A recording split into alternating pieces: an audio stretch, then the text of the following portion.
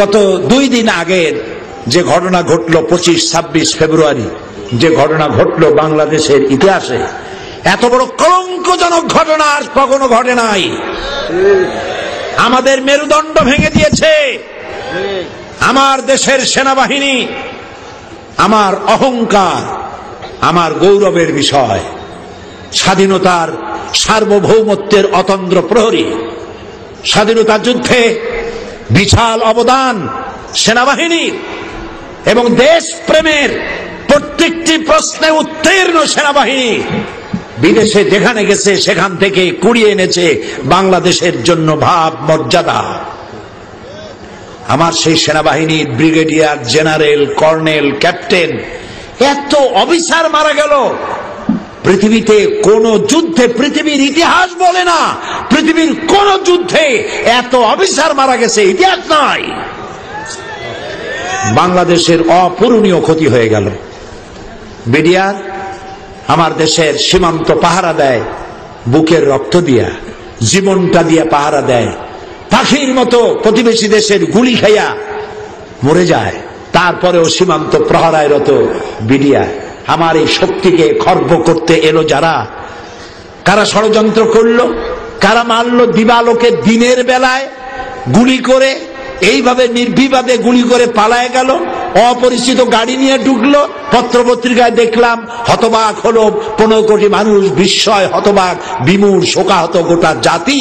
আজ কি জবাব দেওয়া যাবে ওই সব অফিসারদের স্ত্রীদের, যেসব অফিসারের স্ত্রীগুলি বিধবা হয়ে গেল? মাত্র 2 মাস 3 মাস আগে বিয়ে হয়েছে, সে বউটাও বিধবা হলো। বাংলাদেশের ইন্সপেক্টর জেনারেল অফ পুলিশ, তার মেয়ের বিয়ে হলো, সে অফিসারটাও মারা গেল। মাত্র 2 মাস আগে বিয়ে হয়েছিল। 2 মাসের বিধবা মেয়েকে দেখে কি করে সে সামলাচ্ছে?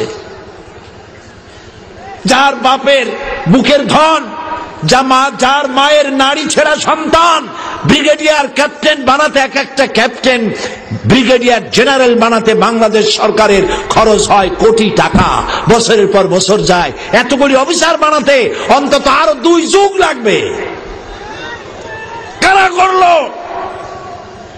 আল্লাহ, আজকে বিশাল সিরাতুন নবী ময়দান থেকে তোমার দরবারে ফরিয়াদ করি, আমার এত বড় ক্ষতি যারা করলো, সেই দুশ্মনদেরকে গোটা জাতির সামনে ল্যাংড়া বানায় দাও, গোটা জাতির সামনে উলঙ্গ করে দাও, প্রচন্ড শাস্তি, গজব দিয়া, লানত দিয়া ধ্বংস করে দাও।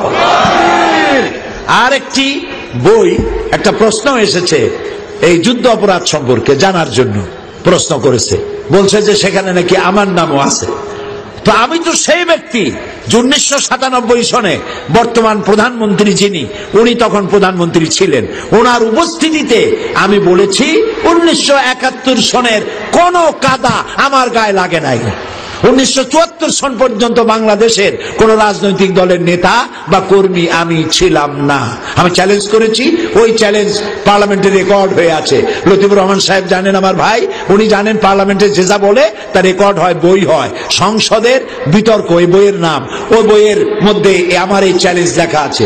আমি বলেছি যে ব্যক্তি আমাকে এই ধরনের গালি দিবে, আমাকে স্বাধীনতা বিরোধী হাবিজাবি বলবে, আমি তা প্রমাণ করতে না পারলে 10 কোটি টাকার মানহানি মামলা দায়ের করব।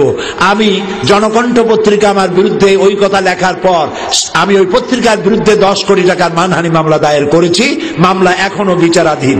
এরপরে যুদ্ধাপরাধী বলা হয়েছে।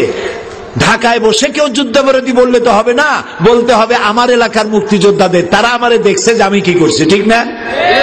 পিরোজপুরের মুক্তিযোদ্ধারা বই লিখেছে আমার ব্যাপারে, বইয়ের নাম একটি বই বলছি ও মিথ্যাচার ও সাইদি প্রসঙ্গ প্রেক্ষিত মুক্তিযুদ্ধ 1971, বাংলাদেশের পতাকা খচিত এই বইটি